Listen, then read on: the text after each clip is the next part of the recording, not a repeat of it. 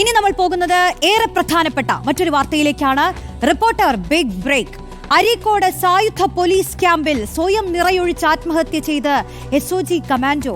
വയനാട് സ്വദേശി വിനീതാണ് ആത്മഹത്യ ചെയ്തത്. അവധി അപേക്ഷിച്ചിട്ടും ലഭിക്കാത്തതടക്കമുള്ള മനോവിഷമമാണ് ആത്മഹത്യക്ക് കാരണമെന്നാണ് സൂചന. റോഷിബാൽ ചേരുന്നുണ്ട് വിവരങ്ങളുമായി. റോഷിബാൽ, ഈ പോലീസ് സേനയ്ക്കകത്ത് ജോലി സമ്മർദ്ദം മൂലം ഒരു ആത്മഹത്യ അത് ആദ്യമായ സംഭവമല്ല. എപ്പോഴും ഇത്തരത്തിലുള്ള ആത്മഹത്യകൾ സംഭവിക്കുമ്പോൾ ഈ ജോലി സമ്മർദ്ദത്തെക്കുറിച്ചൊക്കെ ചർച്ചകൾ നടക്കുമ്പോൾ അതിനെല്ലാം നീക്കം ചെയ്യാനുള്ള പല പ്രവർത്തനങ്ങളുമായി സർക്കാർ മുന്നോട്ട് വരാറുണ്ട്. പക്ഷേ വീണ്ടും അതിനെല്ലാം അസ്ഥാനത്താക്കി വീണ്ടും ഒരു ആത്മഹത്യ സംഭവിച്ചിരിക്കുകയാണ്, അല്ലേ റോഷിബാൽ?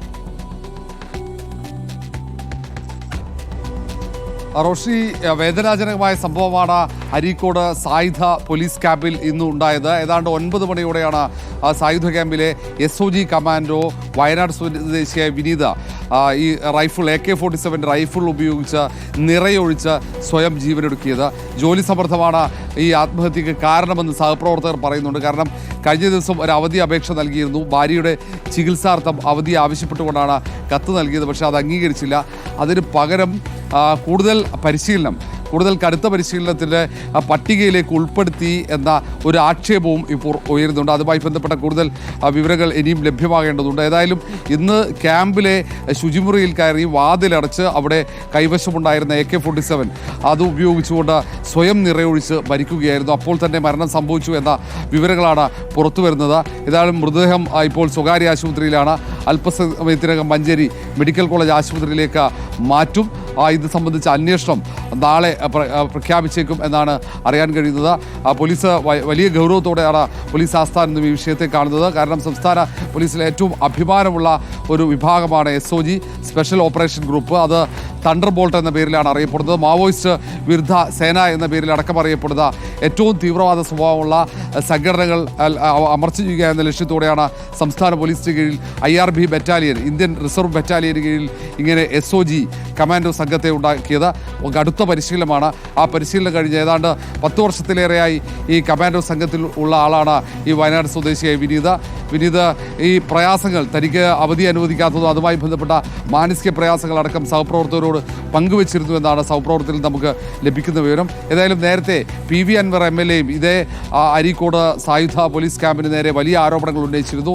രാഷ്ട്രീയക്കാരുടെയും മാധ്യമപ്രവർത്തകരുടെയും ഫോൺ കോളുകൾ ഇവിടെ നിന്നും ചോർത്തുന്നു എന്നടക്കമുള്ള ആക്ഷേപങ്ങളാണ് അന്ന് അൻവർ ഉയർത്തിയത്. അതിന് പുറമെ പ്രധാനപ്പെട്ട പല അവിടെയുള്ള ഉദ്യോഗസ്ഥന്മാർ, ഹവിൽദാർ ഉൾപ്പെടെയുള്ള കമാൻഡോ സംഘത്തിലെ അംഗങ്ങളെ മാനസികമായി പീഡിപ്പിക്കുന്നു, വലിയ ജോലി സമ്മർദ്ദം അവിടെ ഉണ്ട് എന്നടക്കമുള്ള ആരോപണങ്ങൾ അന്ന് PV അൻവർ MLA ഉന്നയിച്ചിരുന്നു. അതേ ക്യാമ്പിൽ തന്നെ ശരിയാണ് റോഷിബാൽ. നമുക്ക് ഈ സംഭവം നടന്നത് അരീക്കോടാണ്. അരീക്കോട് സായുധ പോലീസ് ക്യാമ്പിലാണ്. ഇപ്പോൾ മലപ്പുറത്ത് നിന്ന് അഷ്കർ അലി കൂടി ചേരുന്നുണ്ട്. അഷ്കർ, ഇപ്പൊ റോഷിബാൽ പറഞ്ഞു നിർത്തിയ ഒരു വിഷയം തന്നെ, അതായത് PV അൻവർ MLA അടക്കം ഇത്തരം ഒരു മുബഷീറാണ് ചേരുന്നത്. ക്ഷമിക്കണം മുബഷീർ, ഈ റോഷിബാൽ പറഞ്ഞു നിർത്തിയ ഒരു കാര്യത്തിൽ നിന്ന് തന്നെ പറയുകയാണെങ്കിൽ PV അൻവർ MLA അടക്കം പറഞ്ഞിട്ടുള്ളതാണ് ഈ അരീക്കോട് സായുധ പോലീസ് ക്യാമ്പിൽ ഈ ജീവനക്കാർ അനുഭവിക്കുന്ന മാനസിക സമ്മർദ്ദത്തെക്കുറിച്ചടക്കം അദ്ദേഹം സൂചിപ്പിക്കുന്ന ചില സാഹചര്യങ്ങൾ ഉണ്ടായിട്ടുണ്ട്.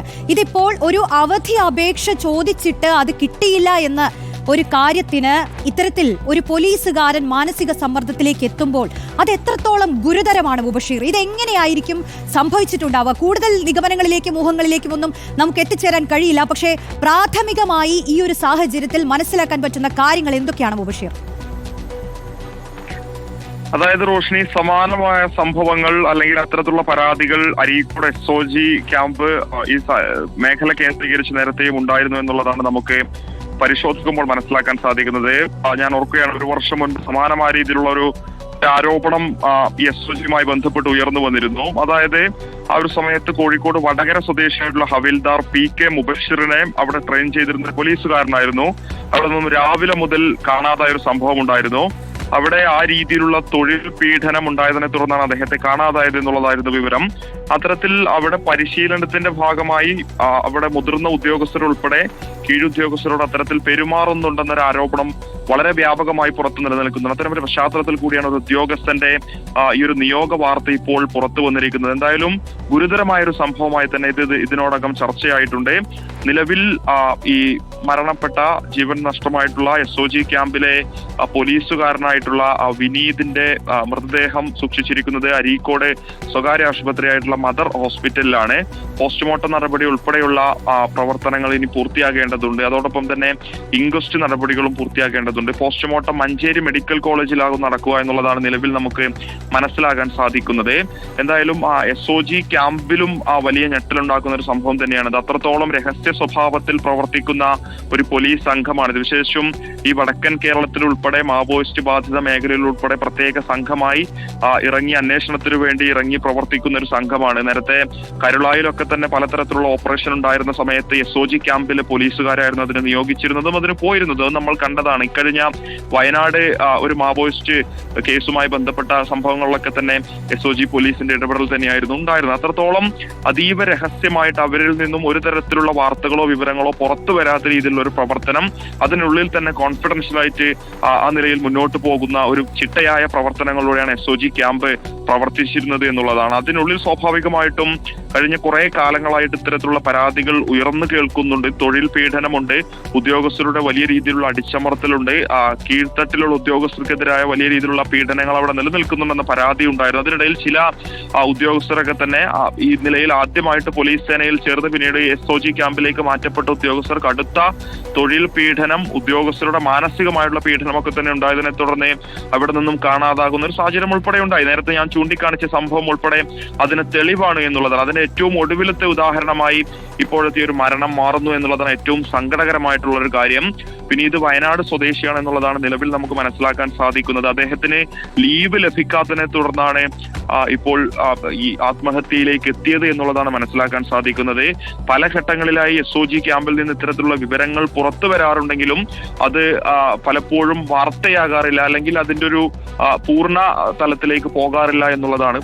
പലപ്പോഴും അതിനുള്ളിൽ തന്നെ അത് പറഞ്ഞത് ഏറെ പ്രധാനപ്പെട്ട കാര്യം തന്നെയാണ്. ഇത്തരത്തിൽ ഈ ഒരു ക്യാമ്പിനെ ചുറ്റിപ്പറ്റി തന്നെ കൂടുതൽ ആരോപണങ്ങളൊക്കെ വന്ന ഒരു സാഹചര്യം നമുക്ക് മുന്നിലുണ്ട് എന്നുള്ളതാണ് ഇതിന്റെ പ്രാധാന്യം. ഇപ്പോൾ റോഷിവാലിലേക്ക് ഒന്നുകൂടി പോവുകയാണ്. റോഷിവാൽ, ഞാൻ തുടക്കത്തിൽ സൂചിപ്പിച്ച ഒരു കാര്യം, ഇത്തരത്തിൽ ആത്മഹത്യകൾ സംഭവിക്കുന്നു, അതും കൂടുതലായും പോലീസ് സേനയ്ക്കകത്തു നിന്ന് ജീവനക്കാർക്ക് ഇത്തരത്തിൽ സമ്മർദ്ദം ഉണ്ടാവുക, അതിനെ തുടർന്ന് പലരും ജീവൻ ഒടുക്കുക എന്നൊക്കെ പറയുന്നത് ഒരു തുടർക്കഥയായി മാറുകയാണ് നമ്മുടെ സംസ്ഥാനത്ത്. ഇതെങ്ങനെയാണ് സംഭവിക്കുന്നത്? ഇതിൽ പോരായ്മകളുടെ ആരുടെ ഭാഗത്താണെന്നുള്ള വിലയിരുത്തലിലേക്ക് നമുക്ക് എത്താനാകും റോഷിവാൽ?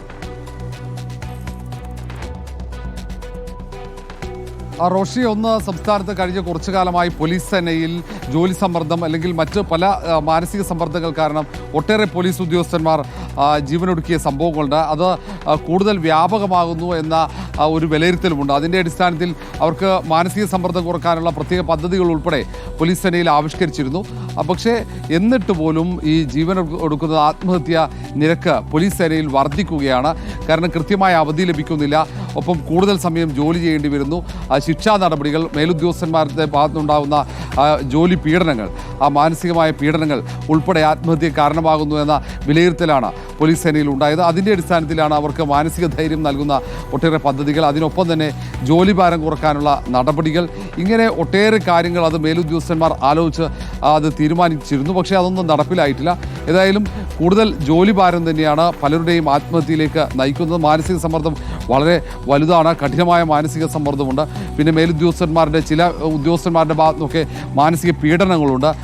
അതിൻ്റെ ഭാഗമായി അവർക്ക് അനാവശ്യമായ സ്ഥലം മാറ്റം, അങ്ങനെ തുടങ്ങിയ കൂടുതൽ സമയം ജോലി ചെയ്യിപ്പിക്കുക. കാരണം ഈ കുറച്ചു കാലം മുമ്പ് ഈ വിഴിഞ്ഞത്ത് സമാനമായ ഒരു സാഹചര്യം ഉണ്ടായിരുന്നു.